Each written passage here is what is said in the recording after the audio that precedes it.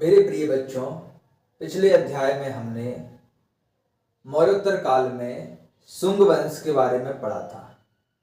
आज हम कर्ण वंश के बारे में पढ़ने जा रहे हैं। बच्चों, कर्ण वंश की शुरुआत 75 ईसा पूर्व से लेकर के 30 ईसा पूर्व तक का समय रहा है। ठीक है, तो कर्ण वंश की स्थापना वासुदेव कर्ण ने की थी।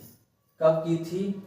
75 ईसा पूर्व में। ठीक है, इन्होंने 45 वर्ष तक शासन किया और कर्ण वंश के बारे में जो जानकारी है वो हमें बाण भट्ट के हर्षचरित से मिलती है।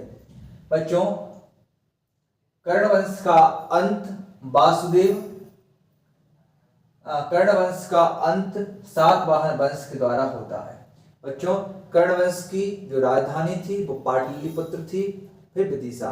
तो सबसे ज्यादा क्षेत्र था मगध वाला, इसी पर शासन किया है मौर्य काल से लेकर मौर्योत्तर काल तक, यानी कि शुंग वंश कर्ण वंश तक इसी मगध पर शासन करते रहे हैं। ठीक है बच्चों, वासुदेव कर्ण के द्वारा अन्य शासक भी हुए, आगे चलकर भूमिमित्र ने काम किया, फिर नारायण और अंतिम शासक सुशर्मन रहा।